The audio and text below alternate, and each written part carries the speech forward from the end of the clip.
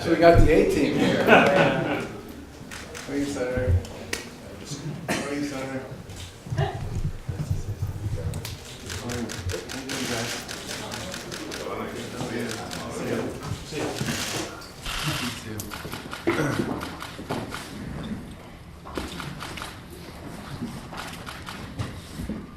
I thought it was longer than this.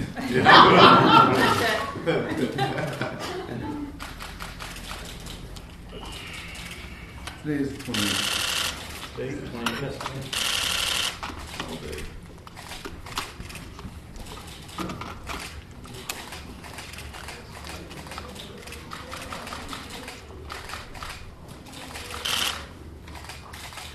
Okay. I think I have enough pens for all of you. Thank you very much for your leadership on this. You guys, this is a very tough and difficult and complicated issue, and I really appreciate it. A lot more complicated. No, I very much appreciate everything you guys do on this. I guess what I would say about this, and I do want to give the legislative folks who are here a chance to comment if they wish. The process of getting to this point for the legislature, dealing with many of the issues. Do you guys want me to just stand out there? Would that be? Yes.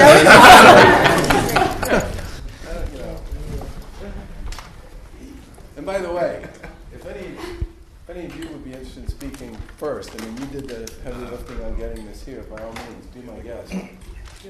Okay. I would just first of all want to thank the legislature for sticking with this. This was a very difficult negotiation and a very tough conference committee, and they saw it through all the way to the end and got a bill here, and we're signing this bill today for a number of reasons. The first is they dealt with a number of issues that were important to a lot of people, including folks in local government, which was the whole question of local control. I think they did yeoman work on some of the issues around packaging and potency labeling, which are issues that have been raised by numerous states that have had a lot more experience than we have with recreational marijuana.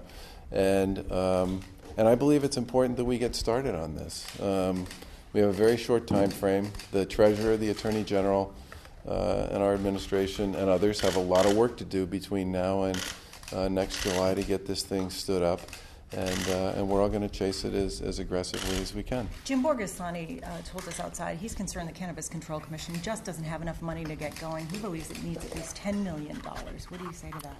Well, I believe the budget has $2 or $3 million for them to get started, and obviously if they need additional resources, they'll get additional resources. I think it's in everybody's best interest, and I know I speak for the Treasurer, the Attorney General, and the folks in the legislature, that we make sure this thing gets up as fast as it possibly can, and that it be properly supported financially, and it will be. You feel confident it'll get done? We'll see the first dispensaries open in July of 2018? Well, the Treasurer has done a lot of work on this issue over the course of the past couple of years, and probably has more folks on her team who are up to speed on this than anywhere else. I think the short-term objective for us, and I mean very short-term, is we, the Attorney General and the Treasurer, need to get the advisory commission established and the paid team up so that they can get started and get this program in place by next July. Do you have candidates in mind? Do you have candidates in mind already? For We do. I mean, let's face it, one of the things that happened over the course of the past 6 months, I can't speak for the AG's office or for the Treasurer's office, but I can tell you plenty of people reached out to us and said they would be interested in serving once the legislature completed its work. So I don't think we're going to have trouble meeting the deadlines associated with when folks need to be appointed by. Governor, if this language had been on the ballot last November, would you have voted for it then? No, I don't support this. I worry terribly about what the consequences over time will be. And having spent a lot of time talking to folks in Colorado and in Washington, and having talked to a lot of people who've talked to folks in Colorado and Washington, there are a lot of pitfalls that we need to work hard to avoid. I do believe that the experience other states have had, which they are, and I'm very grateful for this, which they are more than willing to share with other states who are working their way through this, has been incredibly informative to us. I would also say that the work that was done by the Senate committee that went out to Colorado and spent time there on the ground talking to people was incredibly informative to all of us. But look, the people voted this, and I think it's really important that we put the program in place and deliver a workable, safe, productive recreational marijuana market for them here in Massachusetts. What is your message? What is Quick question about health care. Now that the bill, the skinny repeal, has gone down, I'm wondering what this means for Massachusetts going forward. Well, I certainly opposed both the House bill and the Senate bill that went through this process, and I made my views on that pretty clear. And I was grateful that I was able to collaborate with a number of other Republican and Democrat governors to express our concerns around this.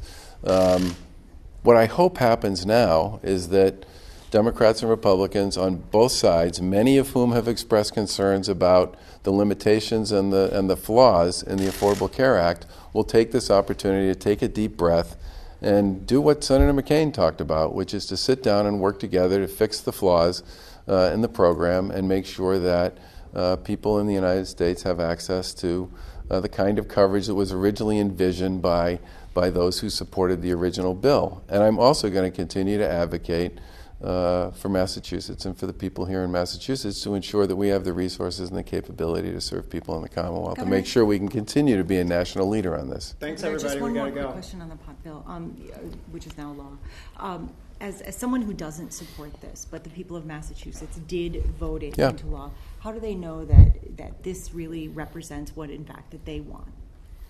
Oh, I think the people of Massachusetts made pretty clear on Election Day that they want Massachusetts to stand up a recreational marijuana market. And I think everyone is committed to that. The Treasurer is committed to that. The Attorney General is committed to that. We're committed to that. The legislature obviously is. They worked enormously hard to find common ground and to deliver a bill to us. And I've talked to a lot of local officials about this who weren't wild about it either. But everybody's basically bought into the idea that the voters spoke. I mean, we have a long and I would argue successful history for the most part of following through on the initiative petition process. And I'm certainly going to make sure that we do everything we can as an administration, working with the Treasurer's Office and the Attorney General and others, to make sure that we stand this thing up and deliver what the voters were looking for. Thanks, Should everyone. people Thanks, guys. who Thank have you. Obamacare in this state be worried right now, though? I think people, for the most part, here in Massachusetts,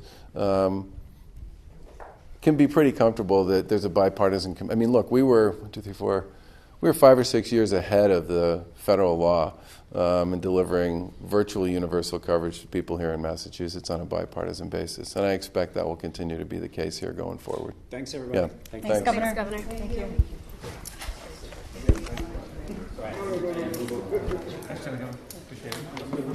you.